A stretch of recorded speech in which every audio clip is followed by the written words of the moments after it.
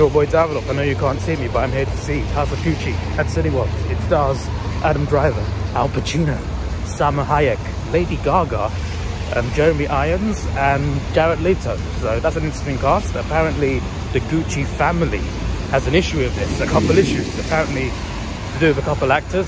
I can't remember one of them, but one of them was Al Pacino. Apparently they didn't like the casting of Al Pacino for the character that he played. So that was a bit weird because he's one of the best actors of all time and they were not happy with him. But anyway, controversial or not, true story or not, I'm looking forward to seeing this. So let's see what they got in store. Let's do this. This is a childhood memory. Merry Christmas.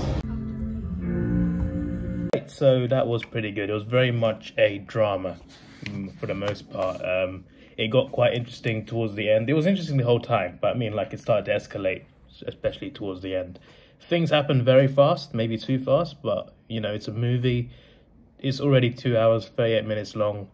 You know, it's already quite a long movie. So, but still, even then, there's a lot to cover, and it kind of feels rushed in some parts, but I think it's a well told, true story. Well, it's based on true events, but yeah, I'm sure there's some things that might have been dramatized, but for the most part, based on true events, and it's about Gucci and how it was a family company at first, and then things changed. That family tore apart through lies, deceit, amongst other things, and eventually there was a murder at the end, and it was pretty mad. That's what I mean by escalated. It ends with the murder of one of the Guccis. At the end of True Stories, you see text about like where they are now, what happened to them. It doesn't cover everyone. I wanted to know about certain characters that survived the movie that we didn't really find out much about what happened to them. I just thought it would have been interesting for sure. But there are no members of that family currently at the company. So that's pretty mad. But yeah, the way they all left, well, or forced to leave, was shown in the movie. You know, one was murder, other ones were about being bought out, amongst other things. Obviously, it's based on true events, so I can't spoil too much. But it does end with like a sentence for the people that carried out the murder. Obviously, one person did the murder, but there were people involved. And judging by the sentences, like one guy got a life sentence, but the other people, based on when it happened, 1997 was when they got sentenced. I think 95 was the murder. Based on how many years they got, which is what the movie said, and what year it is now, I think a few of them might be released soon. Maybe one in like a few years. So that's pretty mad. In this decade, I think 2 of them might be released. So based on the sentence that I saw in the movie. So that's pretty interesting. But yeah, it's kind of mad to me. Like, Gucci family business, none of the Gucci family are at the company. I didn't know that. I actually didn't know that. So that's pretty interesting. I've never purchased anything Gucci in my life, so I wouldn't know the first thing about, you know, their designs and everything. But I was interested. Like, I know they're a big brand. Even though I don't consume their products, I still know how big they are. So I wanted to see this movie, not just because of the cast, and not just because it was directed by a great director, Ridley Scott, but also because it's based on a huge company. I wanted to know things about it, and I read the synopsis, and it mentioned murder. I'm just like, wait, what? there's murder behind the origins of this company?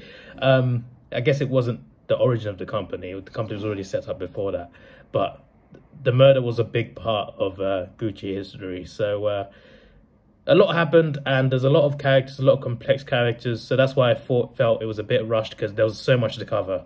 And even though it was a long movie, there's so much more that could have been covered. But based on the time they had, and based on the fact that it was a movie, they did really well. And the acting was great. I mean, there's a lot of great actors in this. Paolo Gucci, who is the cousin of Mauricio, who's the one who's murdered, actually. And Mauricio's cousin, Paolo, is the funniest character. Some of the things he says and the way he says them, the way he talks, it's just hilarious. I don't know if it was actually like that in real life, but it was also like, I was also interested in his character because he was just so funny, but also kind of a sad character at the same time. But yeah, for the most part, well done, a well-made movie. And if you want to know more about the history behind the Gucci family, this is the movie for you, because there's some real crazy stuff in here. And It's a slow burner. Like, it's not a fast-paced movie. It's not action-packed. It is very much a family drama, with lies, deceit, eventually murder. It doesn't really escalate until the end, but when it does, it goes crazy. But I did like it. I did like it. I was never bored. Like, I prefer fast-paced. I prefer movies with a lot of action, but I also like slow when it's done right, you know? A movie can be really slow and can still be very engaging. You can be really into it. And this was one of those movies for me. Even though it was very slow, I was never at any point bored about anything. It always kept me interested to see what happened next. So yeah, it was a well done movie, and I recommend it. So yeah, I think Ridley Scott likes Adam Driver because he's casted him in The Last Duel and this movie. Did they film these at the same time? Because they've come out pretty quickly, one after the other. But yeah, no complaints from me. It wasn't, I mean, no movie's perfect. No movie's perfect. But based on what the material that they had, it was good. I think it was based on the book, actually, called The House of Gucci. I'm pretty sure. But based on what they did with it, I liked what I saw. Everything about the Gucci family, I've learned from this movie. So that should tell you something. You know, come to think of it, I mentioned like there's some characters that didn't mention what happened to them, but now I think about it, they actually did mention quite a few things. They mentioned about all of the Gucci family, at the very least. But there's still a couple characters where I think, what are they doing now? But yeah, well done. Rating, I would say 7.9. 7.9. Yes, a very odd number, but it was good and I recommend it. This is your boy Davidoff. Please like, share, subscribe. Thanks for watching. Have a good day and see you.